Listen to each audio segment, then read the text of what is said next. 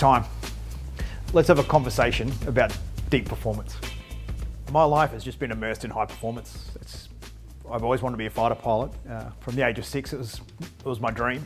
So all through school, everything I ever did was aligned to achieving that goal. And I did, straight from school into the Air Force, where I trained as a fighter pilot. From there, I've transitioned into construction. I built a multi-million-dollar business in the Middle East. I've done everything I ever wanted to do. And it's quite a realization to come to. I'm in my mid-40s now, and you look back and you go, I really wouldn't change anything. All the great things that happened, some of the catastrophes that happened as well. You really understand this yin and yang and ebb and flow of life, and that performance is really about committing to the end game, not being in the moment, or not panicking about what's happening in the moment. No, we're seeing in the world today a lot of panic, a lot of emotional, tumultuous activity with the confusion around, hey, do I have to spend the next 8 weeks at home, or can I go out and spend some time in the sun? Is my kids going to go to school? So when I look back at my life and I think about, how did it all happen? It was just such a blur. There was just so much going on. And I started to explore this concept of consistent high performance. And there's a lot of research around high performance. The high performance movement started in the 90s, and every company, every sports team, everyone needs a high performance, highly talented individual. What's interesting about the Air Force, that was not the case. They recruited commitment. They recruited determination.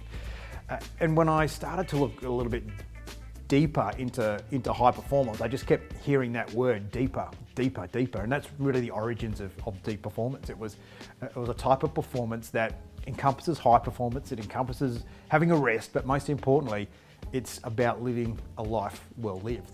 And then I thought, well, what is it? What do you do? Like, if someone said to you, hey, Boo, how do you have how do you do deep performance to have the life you want? It took me months, and I reflected on it, and I thought, you can pretty much buy everything except for 3 things, and that's time, trust, and purpose. These 3 things you have to create, you have to build for yourself. If you rush trust, or you buy trust, you lose time. If you try and buy time, you lose trust. And if you have no purpose, then there is no such concept of time.